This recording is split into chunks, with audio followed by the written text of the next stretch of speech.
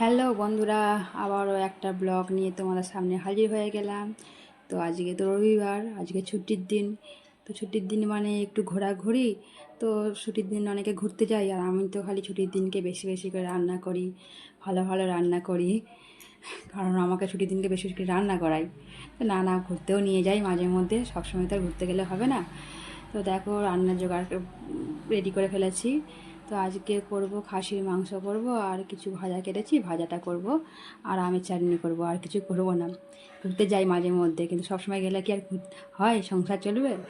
তো দেখো মাংসটা একটু মশলা করে রেখে দেবো। তো তোমরা কেমন কীভাবে করো মাংস জানি না।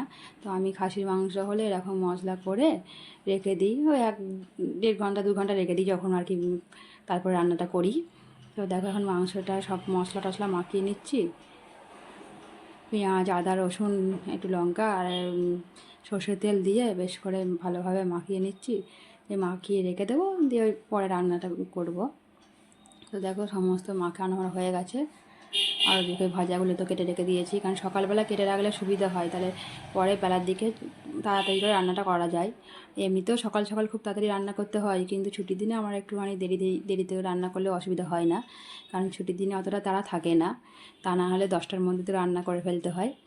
তো আজকে একটু ধীরে সুস্থে রান্না করব, ওই কারণে মাংস টাংস ভালো করে মশলা মাখিয়ে রেখে দিলাম, আর সমস্ত কিছু রেডি করে রেখে দিলাম। আর এদিকে দেখো টিফিনের জন্য তরকারি বসিয়ে দিয়েছি। আজকে টিফিনে থাকবে আলু চচ্চড়ি, আর একটু ভাবছি পরোটা করব। তো আলু চচ্চড়িটা আমার হয়ে গেছে। তো আলু চচ্চড়িটা করে নিয়ে একটু পরোটা করে রেখে দেবো। তো দেখো আলু চচ্চড়ি চাপিয়ে দিয়েছি, ওদিকে সব জোগাড় যাতে রেডি করা আছে। তারপর আর ভিডিও করছি, কারণ যখন কাজ করতে করতে আমার খুব বোরিং লাগে না, তখন আমি ভিডিও করি, এবার একটু গান চালাই, গান শুনি, আবার মাঝে মধ্যে রিল করতেও চলে যাই। তো দেখো একটু ছাদে চলে গেলাম। তো ছাদে তো ধরো শীতকাল তো আসতেই চলেছে, তোমরা তো দেখেছো আমাদের ছাদে প্রচুর ফুল গাছ হয়। তো তারই এখন পরিষ্কার চলছে, এখন কোনো কিছু গাছ নেই।